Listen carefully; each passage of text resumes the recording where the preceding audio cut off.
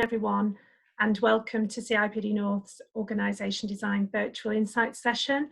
Great to have so many of you here with us this afternoon, and know that people are still joining, so welcome. My name is Daphne Doody-Green. I'm the head of CIPD Northern England, and as many of you know, we've been hosting several virtual events for practitioners and consultants over the last few months, and really to support members and customers with their response to COVID. And we've done this through bringing HR leaders and practitioners together to share their experiences and their insights. We ran the first of our OD sessions last week, part 1, which focused on organisation development. And we had 3 speakers sharing their insights and reflections. And today we're joined by AI Change Management, who will be delivering a session and sharing their thinking on organisation design. Now, today's session was originally designed as a workshop, but like last week, we attracted larger numbers than expected. So they have kindly redesigned their programme so that we can allow more people to join today's session. And we wanted to give you the best experience. So the session will be a presentation, but it will also be a set of role plays to really bring this topic to life. And the role play is being performed by 2 people. It is a real life role play, so they are in their work offices, but we want to reassure you that it is safe and they will be socially distancing. So just a couple of housekeeping items before we get started. For the role play, it's probably better that you put your screen on speaker view. So that's on the top right hand of the screen. If you'd like to ask a question, please use the Q&A option at the bottom of the screen. The chat function will not be monitored, but if you want to use it for reflections, to share insight, to connect with others, please do. But if you want to ask questions about any of the content, please use the Q&A. And somebody from AI Change Management will be monitoring those questions, and we will facilitate a Q&A as we go throughout the session. And lastly, the session will be recorded as always, and we'll be sharing that on our channels. So let's get started. I'm now going to hand you over to Tiz Cochrane, who is the Senior Associate at AI Change Management. She'll tell you a little bit about AI, and she'll take you through what the session is going to include today. Over to you, Tiz. Okay, thank you very much. As Daphne says, my name's Tiz Cochrane. I'm an Associate of AI Change Management, which actually stands for Orton International Change Management. And we are affiliated to AI Law, which is based in Liverpool. So I'm sitting in Liverpool City Centre this afternoon. So what are we aiming to actually get out of today's session? I think I'm very passionate about organisation design. I love it. I've got 10 years experience in organisation design, and I don't want to say how many years I have been an HR practitioner. But really do think that organisation design can make a change and help us make changes in this ever-changing world that we find ourselves in. Organisation design, I think to me is, and I've referred to Natalie last week, if any of you were on the call last week. She actually said there's too much time wasted on defining what organisation development is and organisation design. And I would wholeheartedly agree with her. I have wasted so many hours trying to determine what organisation development and organisation design is, hours that I will never get back. However, in saying that, I'm going to start with what is organisation design, because I want to share with you what we at AI Change Management feel organisation design is. It doesn't have to be complex, and you will get a lot of definitions and a lot of models to be able to help you do organisation design, all of which have their value. But I think what we have tried to do is really hone our definition down to what really matters. So to us, organisation design is a process of aligning the organisation with the organisation's objectives, with the ultimate aim, and I don't think we can forget that, of improving efficiency and effectiveness. No change for change's sake, which we will probably return to later. I think Natalie, again, to give her another name check last week, did actually stress as well that it isn't a quick fix. organisation design isn't for a knee-jerk reaction and to get something done in an instant. It has to be successful, a real holistic approach, aligning the whole organisation. Now that sounds really daunting because we're looking at culture, processes, structure, and purpose to make sure that they all align to take an organisation forward, just to ensure that we can be the best that we can be. It does sound daunting, doesn't need to be though, because we have the ability to be able to help people through that process. And I'll just leave you with a question really, as to say, would you make a car without aligning any of its parts, all of its parts? Would you change the bonnet of a car and say, that's a fantastic design there, we'll just bolt that on to the original frame of that car, it'll look fantastic? You wouldn't. You would go through and make sure that it aligns with the car at the end of the production line for it to be the best it can be. It all needs to align and work together properly. Okay. So why is it important now? I think the title of this webinar was actually Organisation Design and How It Can Aid Recovery. That is one aspect of organisation design and how it can be used. But it is important now because we have been through a hugely changing environment in the last 6 months. And I think we all know, if you are a change agent of any kind, that the world is constantly, business is constantly changing. But I think the last 6 months have been unprecedented, and people are coming out of that now and really wanting to set up their business for the future. So it's even more important that we don't do that in a knee-jerk way, because that can create problems for you in the future. There is a real temptation to sort of say, right, okay, let's get rid of all those people. We can't afford them anymore, without actually looking at whether getting rid of those people is really the thing that we need to do to be able to take the organisation forward. So how do we do it? I'm going to share with you now the AI model. And again, I think you have to be careful how you treat your clients with models. I think I can think of some managers now that if I put a model in front of them and say, this is what we're going to do, would say, oh no, not HR mumbo jumbo, that we can actually, we need to just do it. Come on, Tiz, we really need to just deliver. But what I would say is that this is quite a simplistic model, necessarily so because we want to pull out the really important parts of actually doing some organisational change. So we have 3 phases in this: the assess phase, the assemble, and the achieve.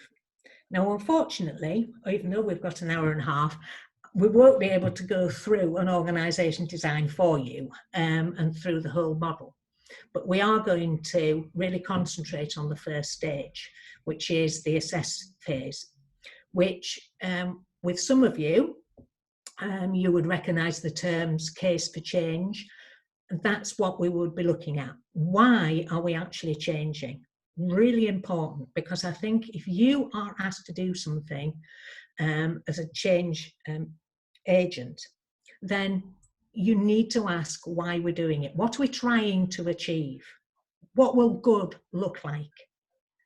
And how are we going to change that?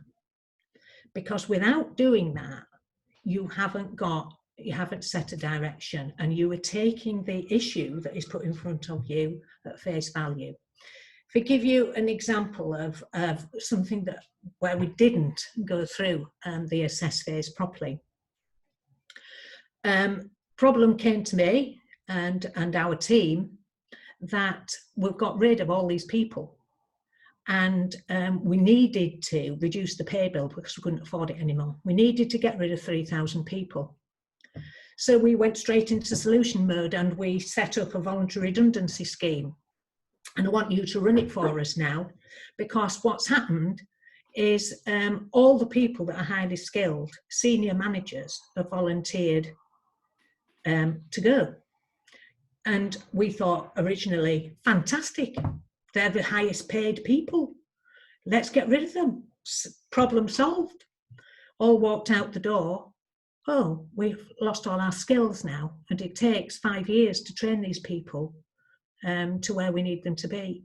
What we've got rid of is our real strength in depth and strength of our organisation, that we need those skills to take it forward.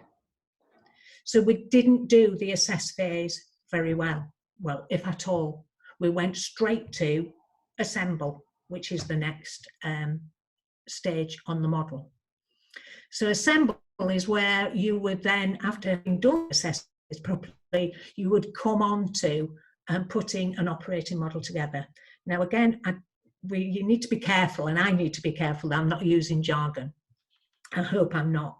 But the operating model is simply how your business is going to operate. So it might be that you are customer facing, or you want to change your product, or you want to change your processes, you want to go geographical rather than centralized. It's how you want to your business to work, okay?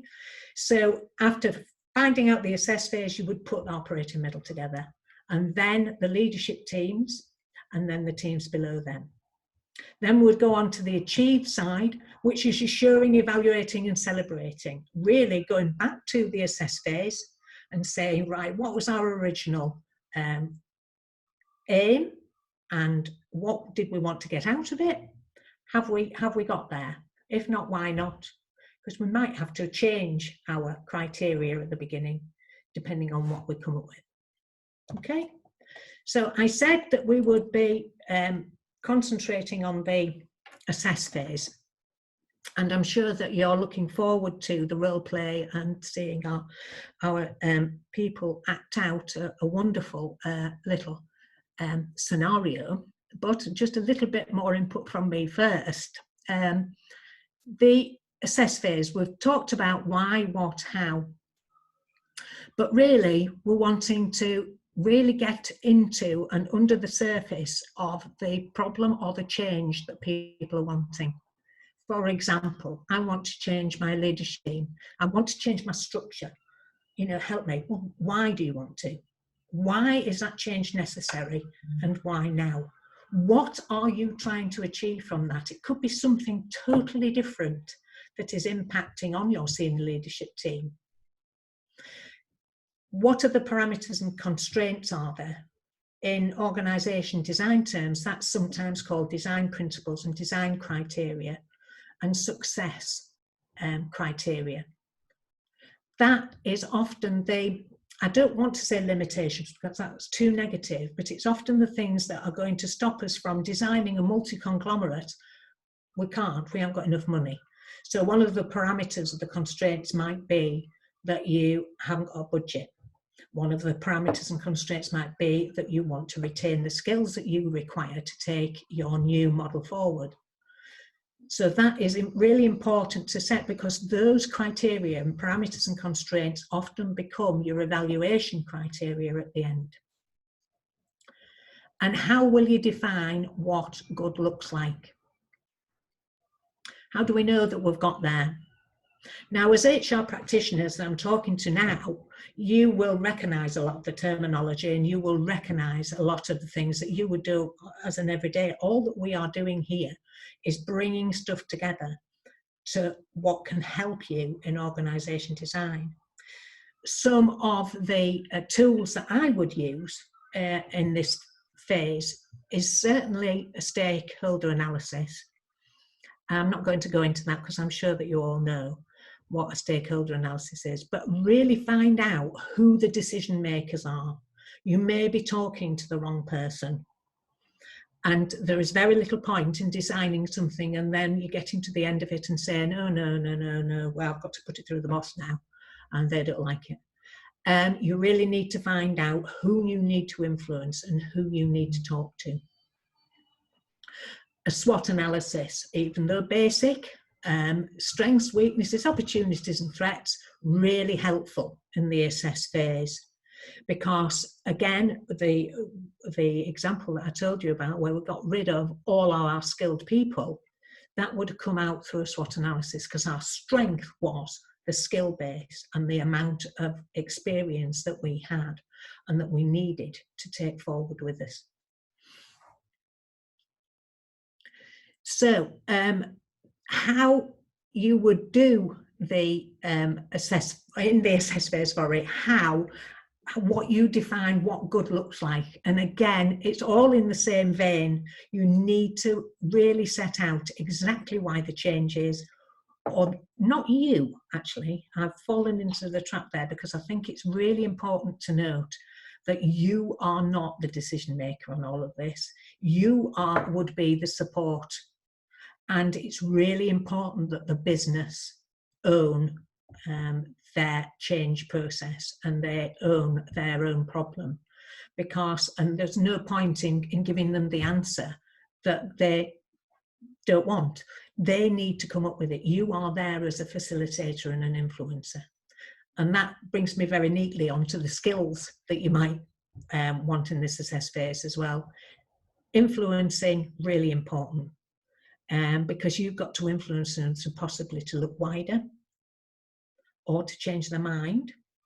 Again, you're not driving it, but to actually question and dig a little bit deeper. You also need good communications, contracting skills. That's certainly what we would do when we were helping people, right? What do you actually want from me? And what can I give you? Because what I can give you is possibly very different to what you're wanting from me. Okay. So without much more ado, what we're going to do now is go on to the role play and to act out for you an assess phase scenario. Okay. Now, what I would really like you to do in this, it is a real life scenario. It did actually happen. And I realise that I don't know the skills base that are on this course, so there may be some org design experts. If this is too basic for you, or what I would really love you to bring to the party in the chat function is what skills and practices you use and the potential tools you use or would use in this scenario. Could we have brought more to the party? Could Pete have done anything differently? Okay, so I really want you to be as interactive as possible in this, because then we can share and we can learn from each other as well. And don't forget, as I say, put any questions in the questions and answer section and we will come back to them. If we don't get time at the end to answer all the questions, we will be coming out to you with those answers in the fact sheet. Okay. So, are you ready? It's going to be in 3 acts. There's going to be a drum roll, only joking, prior to, and you will come into an office. They met in the corridor and realised they need to socially distance, so they got into a free office so that they could speak to one another at a good distance apart. Okay, so it is an initial chance meeting in a business near you. Okay.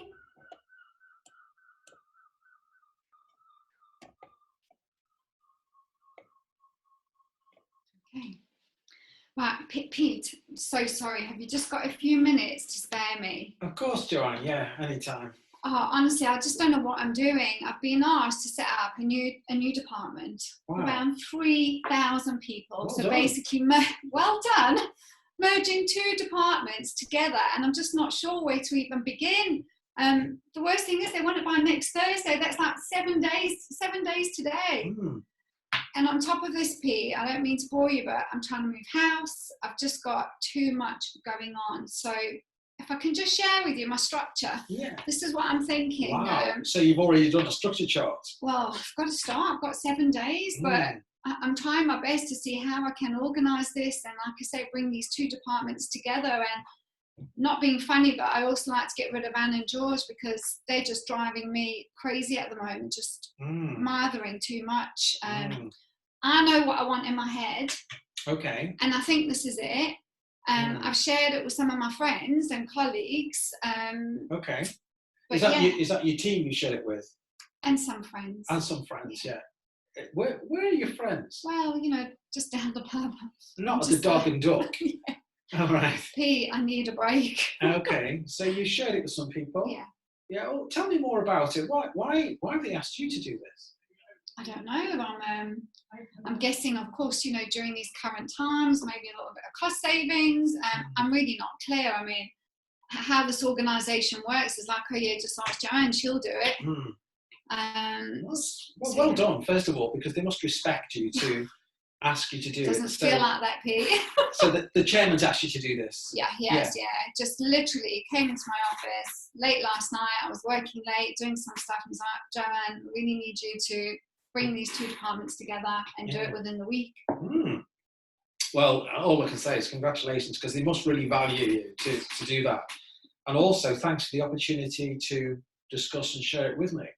And maybe there's something that we can work on together here, and I can help you sort of think through what you need to do in the future. Pete, I need all the help I can get. If you've got any answers, that would be great. I really am just so desperate, and I've got to rush off now. Okay, well look, just before you go, we've got a team meeting tomorrow morning. Right. And if you don't mind, I know it's all quite confidential, but I'll just share with the team some of the general stuff. And then maybe I can come back to you tomorrow afternoon, and we can have another, catch another few minutes, really. I appreciate you're busy, but maybe we just need to take time just to think a bit before we rush into sort of, these are great. So if I leave you with this, leave you with can give me the answers, Yeah, leave me with whatever you can. And then tomorrow we'll come back together after I've talked it through with the team, and let's see where we can go, and maybe do some good work together on this. Oh, gosh, I hope so, Pete. I really do. Anyway, I've really got to go. Yeah, look, thanks. I'm really glad I bumped into you in the corridor. Me too. And Me too. I'm sure we can do something together on it. So great, well done, thank you, and see you tomorrow. Thanks, Pete. You're a star. Cheers.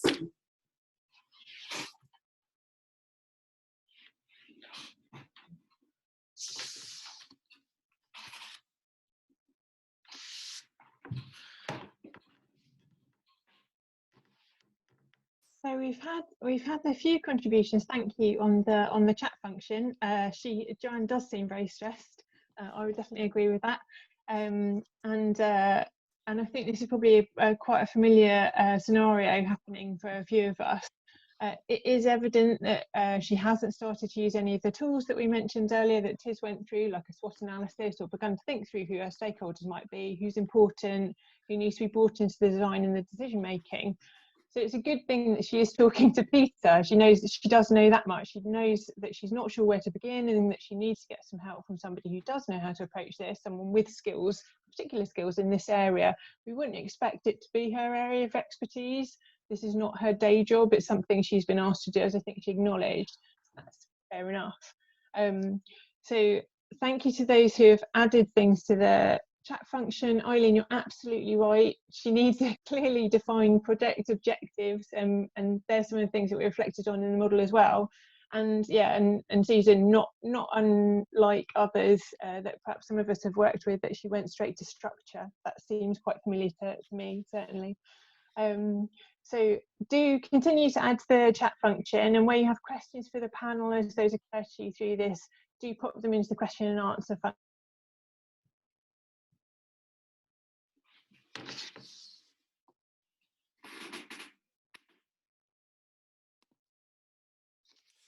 So, folks, we're back in the team meeting, and I know we've got a busy schedule in our team meeting, but I met Joanne in the corridor yesterday afternoon, and I think it's quite hush-hush, but the two big departments that everyone knows we've been having trouble with, the boss has decided to merge them, and he's appointed Joanne as the new sort of lead on that.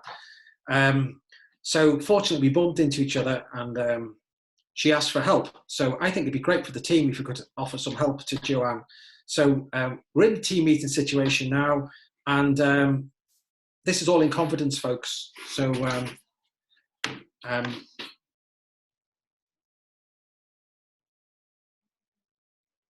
It's not. Okay, we're okay. I was just getting some feedback from the team there that somebody couldn't hear me, but we're okay, I think. So, so now, if there's any sort of reflections about what was said and how we could add value into the space, I'd really like to hear from you. Now, I know everyone's muted on the call at the moment, so just into chat, I'm noticing that John's asked a good question about sort of to raise with Joanne about, you know, what the boss is after with this. What's the chairman really trying to achieve? That's a good question, John. Thanks for that. I'll try and weave that in. The thing I noticed was that she was really rushing, and I just get the sense that, you know, they want to get this done so quickly. But hey, let's see where we go. The other thing I noticed was she came on her own to the meeting, although it wasn't a planned meeting. There was no one with her, and I just got the feeling she hasn't talked to many people about this, not even her team. So maybe that's something I can weave in. I've had another comment here from Seema to say, what is it all about? What does success look like? And that's a good question, Seema, thanks. Maybe I could start to ask her about sort of what it would feel like to be successful in the organisation. And oh, I've got another question here from Justin about, yeah, Justin, that's a great idea. And Joanne's moving house, so that's very much in her head at the moment. And why don't we use the story of her house search and weave it into this story about how she's building the new organisation? Justin, that's a really good point. I'll have to think about how we phrase that in and get that conversation. Oh, Sam, another great question. Who's got the power here? I get a sense that Joanne feels she's a bit victim and powerless. Who does she need to get on side to make it happen? Yeah, maybe I need to sort of probe her on that one and think about who she needs and translate that thought into some type of plan so she'll make it happen. And oh, finally, something else here from Judith. If you could choose 3 things about the new organisation that were must-haves, what would they be? Let me think how I can sort of steer the conversation around to that. But don't you think it's a great opportunity for us to be involved in shaping the future of the business? Yeah, I think it is. So if anyone's interested in sort of taking a follow-up call after I've met Joanne, we've arranged to meet she's given me 15 minutes tomorrow afternoon, later this afternoon. So we'll have that chat with her. And then maybe if people are up for a sort of follow-on conversation, and I've really found it valuable actually talking to you and hearing your thoughts and comments, because I must admit I was at a bit of a loss when she hit me with the problem, but certainly sharing it on the team has been really, really helpful. So thanks, guys. I'm going off now to do a bit of thinking, reflecting on what you've shared, and I'll let you know how I get on with Joanne later today. So carry on with our agenda, folks, and catch up soon.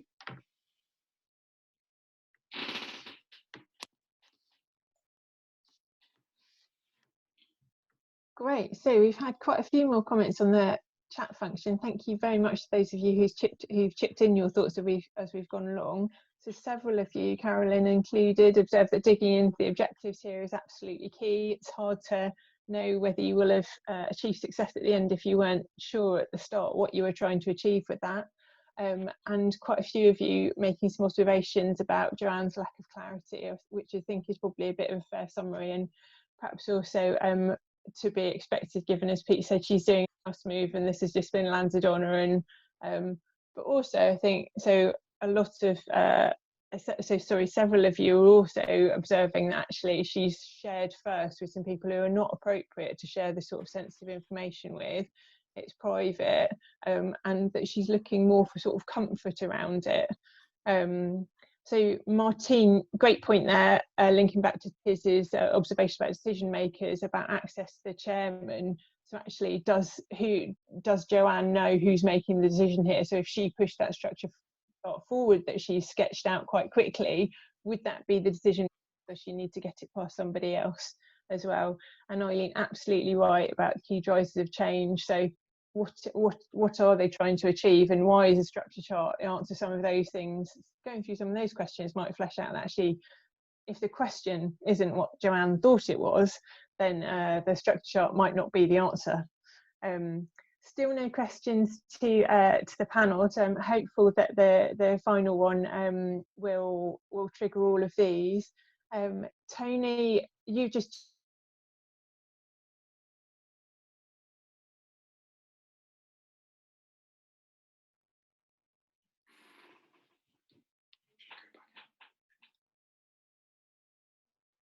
there, it will go into the pool for the Q&A session later, and I will try and pick up any from the chat function as well if they drop into the wrong place, but it's the chat function you'll be able to see.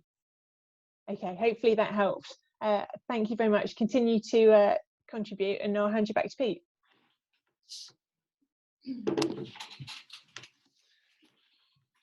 Thanks, Pete. Sorry I'm so late. I've just got so much to do. I'm just being pulled from pillar to post. I've been trying to speak to the solicitor about this damn house. And how's the house move going? Oh, honestly, I'm just really finding it hard. Every time we put an offer in, it's just getting rejected. I think obviously the market is quite volatile at the minute. But anyway, you got my answers for me. Well, I haven't got all your answers, but I've got some questions that I may think help you and your team provide some of the answers that you need. And the first question I've got for you, Joanne, is... By the way, I've only got 14 minutes. 14 minutes, yeah. okay. Well, I'm sure we'll crack it in 14 minutes. Okay. Why is the merger happening? And why is it happening now? I guess it's a good question, and I think that's something you asked me before about. I'm surmising, Pete. We've got a significant reduction in our budget now. Someone's got to pay, of course, for the unfortunate pandemic. So I guess it's a cost-cutting exercise. To be fair, you merge for one reason, in my view, and that's to bring in efficiencies, maybe cost savings. But just to reflect back on that, you use the word guess. Yeah. And really, we don't want to build an organisation on guesses, do we? So maybe you want to think about going back to the chairman and sort of really distilling why you're doing it. It could be about cost saving. It could be about effectiveness. It could be about sharing corporate resource. It could be many things in his head. So why not go back and just say, Sid, why are we doing this? Wow. And I always find it helpful then to use that as a communication piece with the team, with the whole organisation. You think we should tell the team at the minute? Yeah. If it's happening, then start to frame a comms piece around half a page of A4, just to say, this is what we're doing, and this is why we're doing it, and get your leaders to be able to speak to that and understand that, yeah. So when you say my leaders, my senior management your team, yeah, sure. My team. Yeah, it doesn't include the people at the Dog and Duck. Okay. To be fair, that's probably the only time I get airtime at the minute. We're just so busy. I mean, this is just going to take such resource. Well, we'll see. Maybe we can help you with that. So that's my first question. And maybe by asking that question to the person who has the power, you're going to find out more about really why you're doing this. Is it about reducing the number of people, or what? And I'm guessing myself, so it's probably not helpful. But you need to find out and own for yourself why this is happening, and be very clear in your own mind why and why now. Okay, so I remember seeing something on one of my change management courses. Right, yeah. Cotter, so almost setting that scene, getting the buy-in for the change. Yeah? Yes, quite. But don't expect anything as clean cut, because this is going to be emergent and messy, I guess, because it's quite a complex organisation. But let me ask you another question. Just imagine 2 years from now, and this merger has been a great success. Tell me about it. Tell me how successful it's been, and what did success look like and feel like for you? Right. One, I hope that I won't be this stressed, because I really feel it. Reduction in stresses of leaders, yeah. Well, hopefully, I guess we'll all understand our own roles and responsibilities. Okay, so clarity of roles, yes, good. Everyone will be more effective. Effective in terms of delivering their Delivering purpose. Absolutely. Yeah. Respected and responsible leadership. Okay. For me, Mm. and dare I say, more of an inclusive and collaborative culture. So not always just dumping stuff on those that they feel people will do, but actually just having more of a collaborative culture. Great. Okay, so you've listed about 5 things there that you've noted down. Why not, on the bottom half of your reason for doing it and doing it now, just list those things about what success looks like, so that when you're on that journey, you not only understand why you're doing it, but you also get a sense of the successes that we're trying to create. And that will help you in so many different ways about culture and ways of working and clarity of accountability and all those things that will flow out of the initial sort of thinking phase about what we're trying to do. So just jot them down and then have a word with your comms partner and get them to frame something for you. So on one page, you've got why now, and then what success would look like. At least we're all going in the same direction. Okay, so like a narrative. Yeah, nothing too long or nothing too wordy, just something sort of quite short that your team can sign up to. Yeah. Okay. So are you ready for another question? Gosh, Pete, I've come here for answers, Yeah, not questions. well, you've got 2 answers. I'm good to do this. The important thing is your answers, Joanne, they're not mine. So you're too kind. Who do you need to make it happen? Well, clearly I need my chief exec on board. He's the one that's dished it out. Absolutely. So sometime in his diary, maybe on a weekly basis, just for check-ins. So weekly? Daily? Okay. Yeah. I'll certainly ask. So he's the one who's got the power, the influence. Yeah. Okay. Who else do you need to make it happen? I would have thought, of course, finance, no doubt. Finance director. Yeah. So you need to get some time in with your FD. Yeah. Okay. And dare I say, I want to get rid of Anne and George, so no doubt there'll be some more. So trade unions. Just park Anne and George for a moment, but yeah, certainly trade unions. I've always found that sort of engagement early is good. Mm-hmm.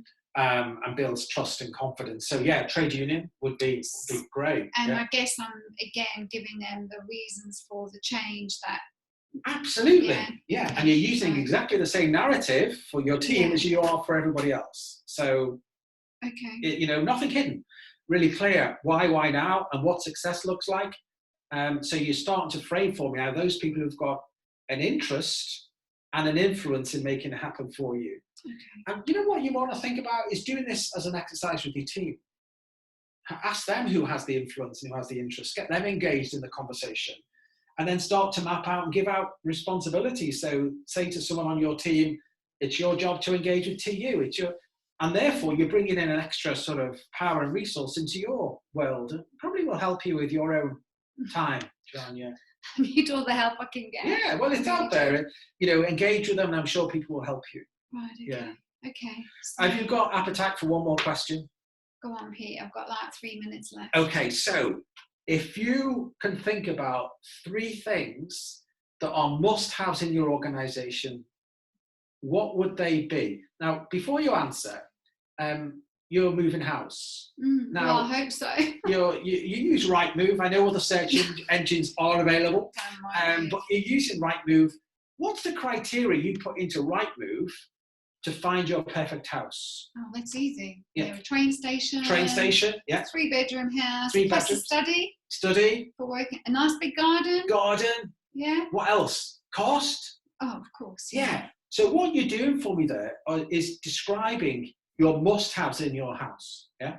Yeah, absolutely. Yeah. Now, why not do that for the organisation? My must-haves? Your team's must-haves. Your chairman's must-haves. So you could come up with a great organisation that costs twice as much. That is probably not going to meet one of the must-haves. So one of the must-haves I would suggest would be cost. Okay. Yeah. It could be about location. It could be about bringing the two together. Yeah. Yeah. Where they're going to be located. Absolutely. Which bits of the business are we going to fit? Yeah. So you're starting now to shape what your must-haves would be, and I would guess that have no more than 8 must-haves. Okay, 6 to 8, and then prioritize them. So what's the most important must-have, which will go back to your why and why now. Yeah. And share that with your team. Really get your team to sort of have a conversation about your must-haves. I think that'd be really helpful. Would I also share my must-haves with the chief executive? Absolutely, and get his must-haves too. Yeah. really. Okay.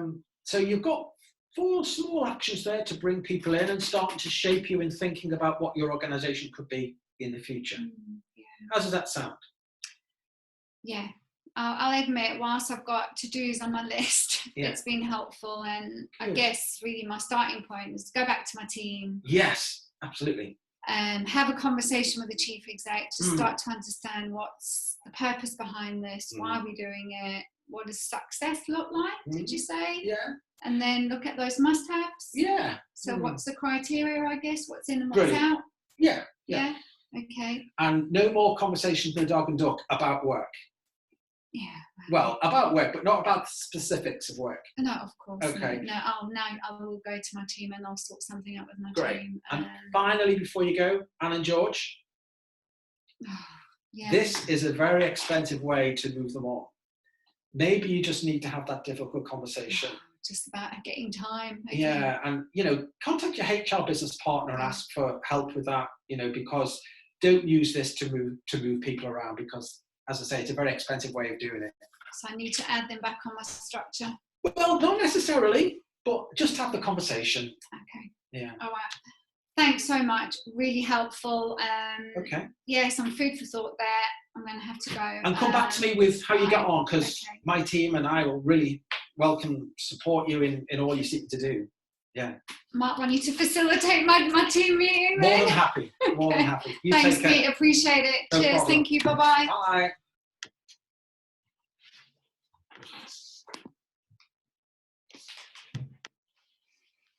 Great, so that concludes our 3 acts on the role play. So now, just lots of you have been really active on the chat function, which is brilliant, and coming out with some really good observations, and I think also very thought-provoking questions as well. So Michael, you've picked up, which is one close to my heart, about bringing people with her, not having people feel like they're being done to as part of this. And Sally, some really good points about what skills does actually she need, and what skills does she need in the new team and the roles that are going to be in there. And I think also an excellent point about comms and just getting ahead on that as part of the planning before people fill in the gaps that they perceive to be in the narrative. So she needs to give people information before they decide what the answer might be themselves, which is unlikely to be the one that she hoped for. Harriet, I think you're a kind soul to notice how stressed she is, but also just on a more practical point, that behaviour does leak out, and it's likely to leak into conclusions for her team and influence their behaviour as well. And Katie, so we'll come back to this in some of the questions that we've got for the panel as well, about whether Pete was able to offer resource for his team, particularly as there seemed to be capacity and appetite for it at the team meeting.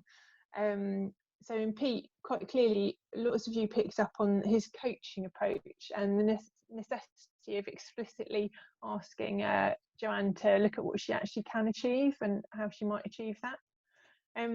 So we are ahead of time. So we've got time for quite a few questions actually. So do keep chipping them in.